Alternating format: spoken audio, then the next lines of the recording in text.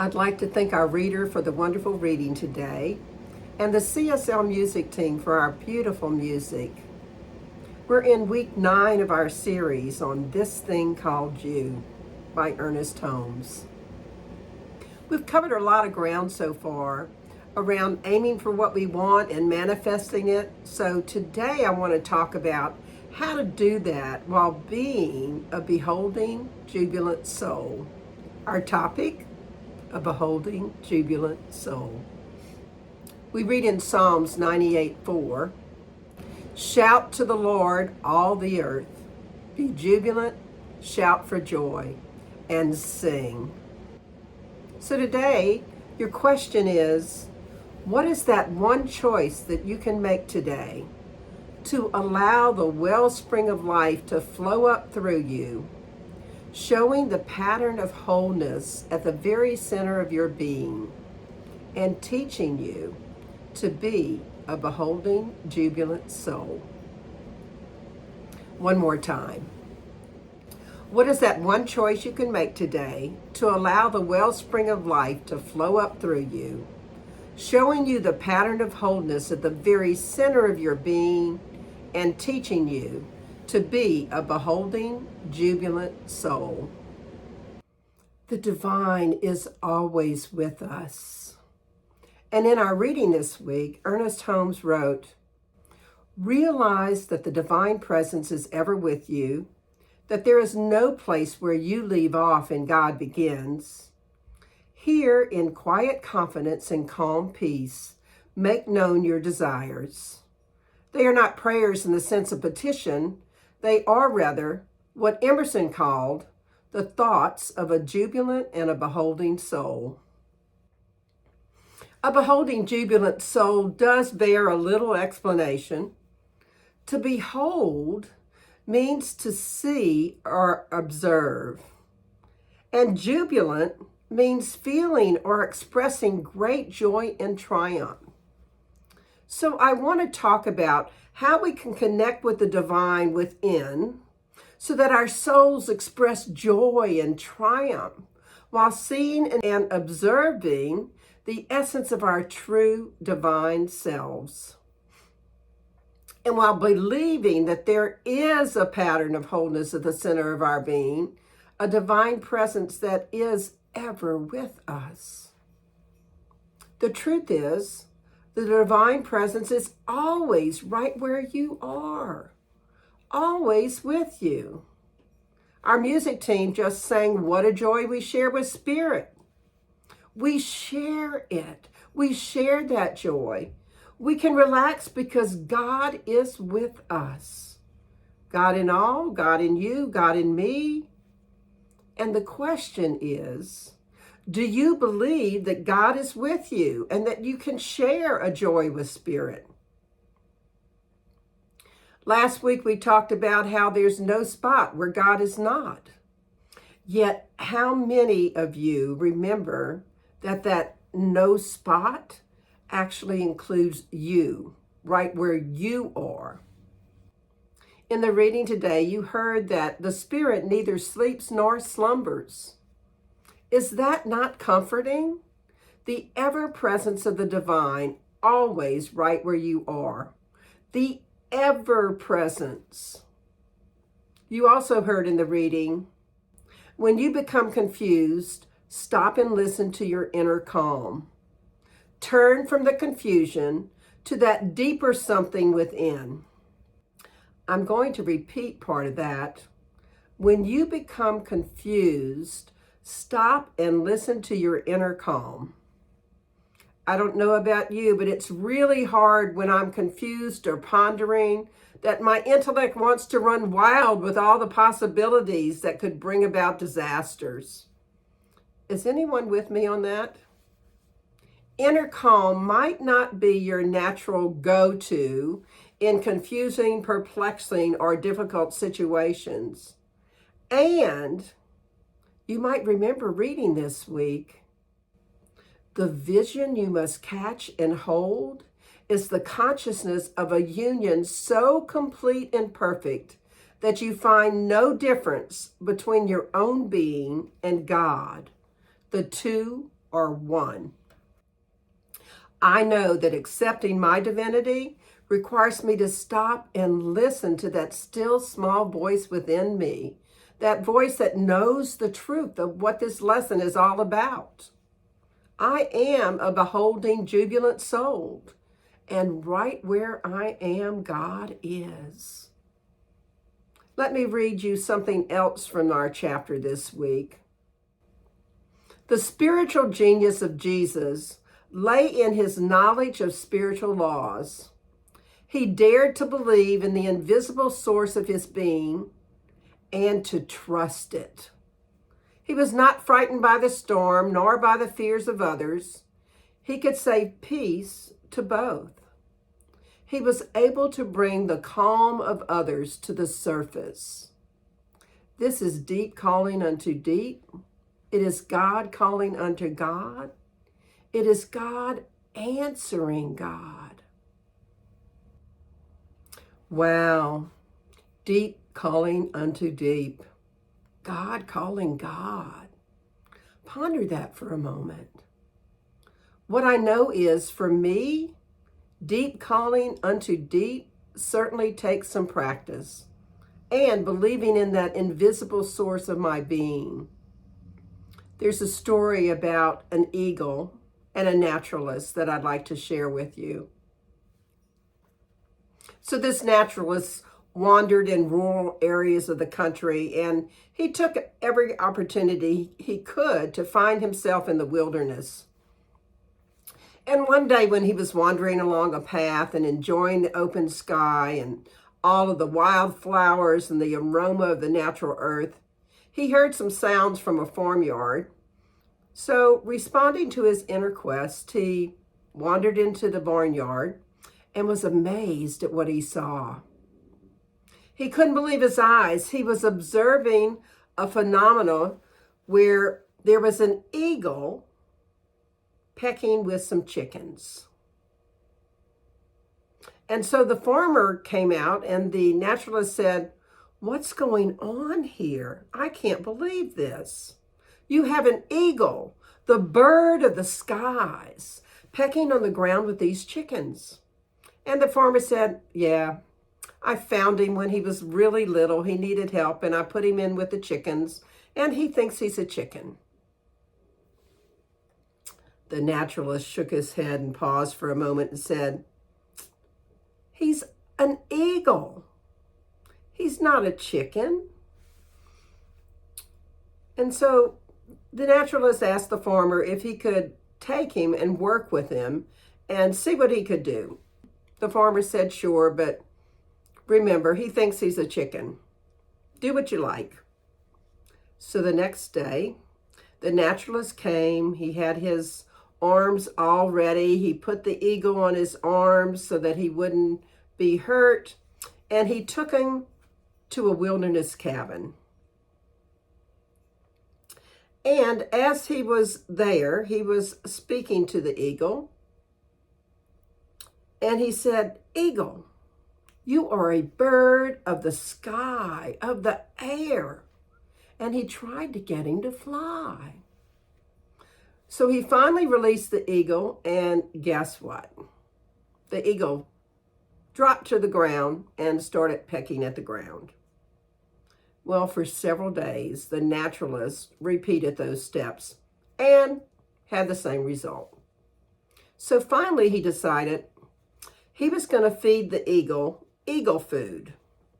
So he did that for a few days. He found some food that was in the wild that he could feed the eagle.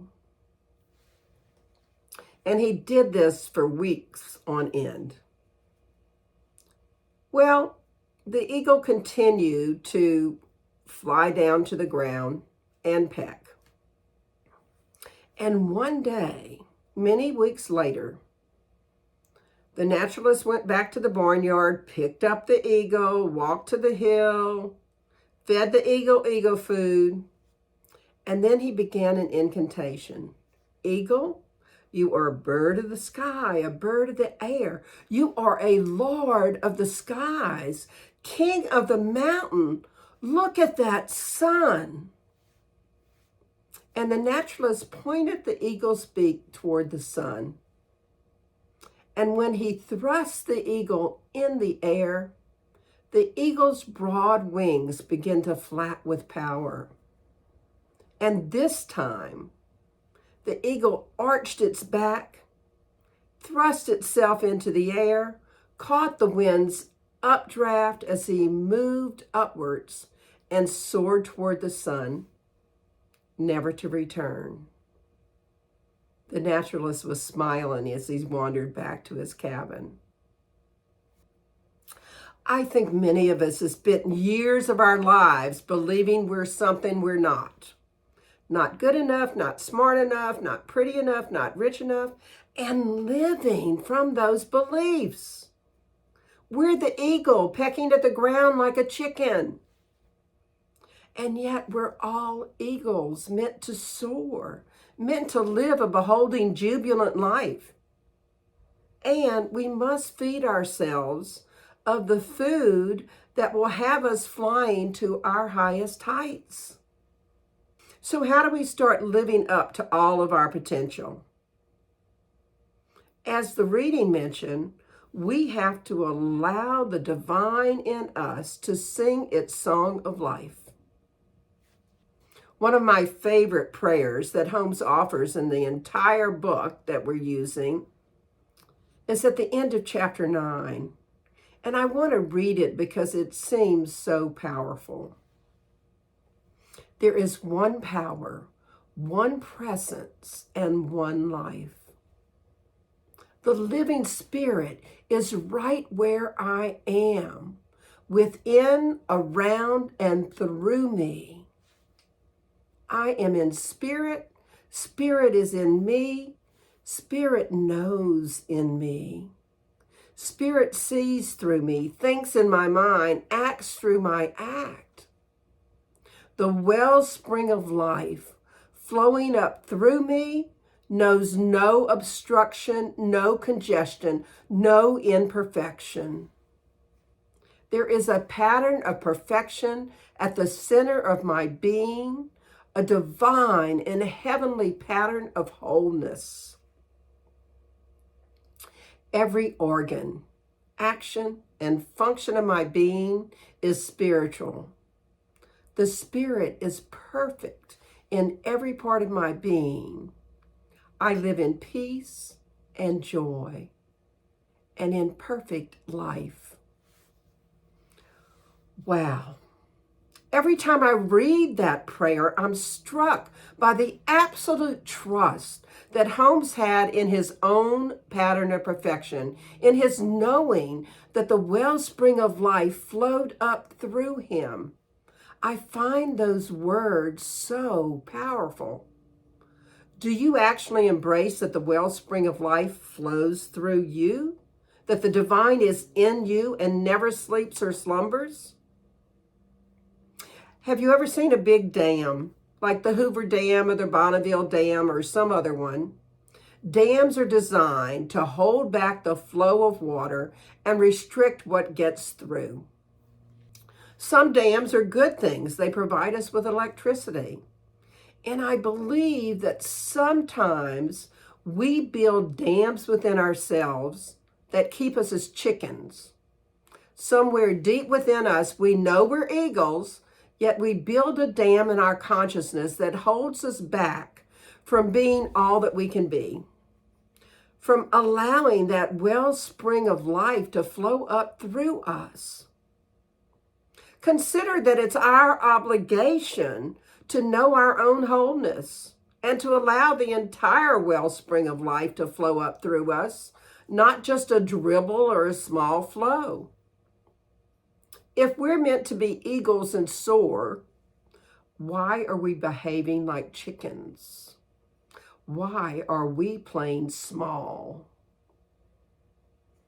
If you've built a dam in your spirituality, I invite you to open up your floodgates. Be jubilant and soar like an eagle. Know your power and grace. In Pray and Prosper, Ernest Holmes wrote this: "The passing of human events is no mere illusion. It is a logical and legitimate activity of mind finding fulfillment. It is the action of a jubilant and beholding soul, proclaiming God's works to be good. Every act should become a prayer, the conscious practicing of the divine presence. So, how might we make every act a prayer? Every act a declaration that allows that wellspring of life to flow up through us and make us a jubilant and beholding soul. For me, it takes knowing what I want. Because as we heard in the first quote today, we need to make known our desires. How can we find that wholeness at the center of our being if we're not listening to the voice of the divine that is teaching us to be a beholding, jubilant soul? Not only do we need to open up those floodgates and fly like an eagle, it's important to be passionate about it. Know what it is you want, who it is you want to be, and go for it. Put energy into it.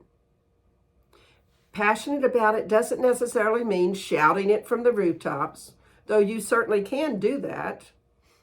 I personally subscribe to engaging others in my vision of my life because they can help me manifest it. Sometimes they help me manifest it by nagging me a little bit about whether or not I'm doing it.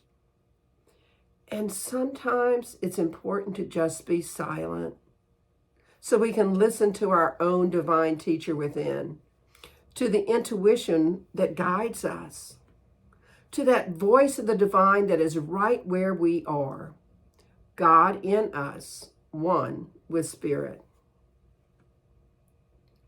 You know, when I was in ministerial school, I went to a retreat one time where my dean had us do an exercise. And it really struck me because the exercise was let go of what you think your ministry is all about. Well, I had a very specific reason I had gone to ministerial school, and I had no desire to let go of what my ministry was all about. It was an exercise that I finally just had to get up for a minute and leave the room, take a short walk, and come back. And of course, my dean is saying, "Are you okay?" And I'm thinking, no, I'm not okay. I don't want to let go of this vision. I've got a great vision of where my life is heading. Well, I did the exercise half-heartedly, and the retreat was in October, and in February, our convention was in New Orleans, which is where I got my call to come back to Louisiana. Totally shifting where I was headed in my ministry. God was speaking to me in those moments. And in October, I wasn't ready to listen. And in February, I actually surrendered to the point of, okay, I'll consider it. Most of you know the story. It's a story for another time. But Emerson, in his essay, Self-Reliance, wrote this: prayer is the contemplation of the facts of life from the highest point of view. It is the soliloquy of a beholding and jubilant soul. It is the Spirit of God pronouncing His good works. Wow. God pronouncing His good works and through me. For me, that's something to be passionate about. And it's why I'm so passionate about my ministry. This was a divine idea planted within me, a wellspring of life flowing up through me. And I just had to pay attention and open up the floodgates.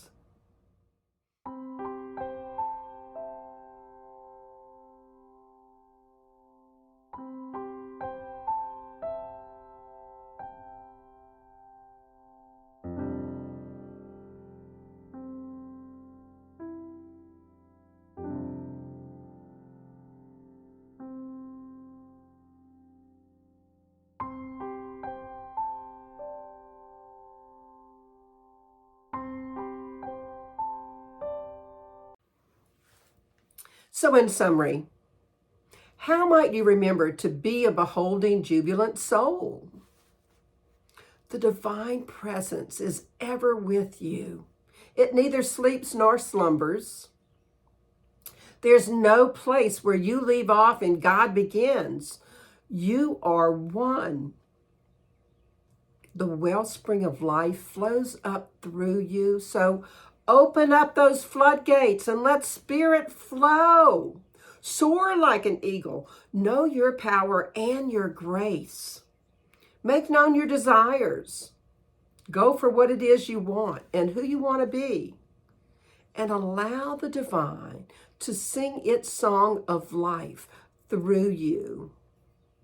Pray and engage others to help in your quest. So your affirmation for the week is this. How is it I so easily and willingly make the choice today to allow the wellspring of life to flow up through me, showing me the pattern of wholeness at the very center of my being, and teaching me to be a beholding, jubilant soul. So challenge yourself this week to be a beholding, jubilant soul. Allow that wellspring of life to flow up through you into the world. The world needs what you have to offer. And since the divine is always with you, soar like an eagle and use that pattern of wholeness to be in joy, to live a joyful life. I invite you to observe yourself and others this week and just know that when you're damming up that wellspring of life, you can release the floodgates. Check in a couple times a day. Remind yourself to choose to be a beholding, jubilant soul and allow the Spirit of God to pronounce his good works through you. Let's pray.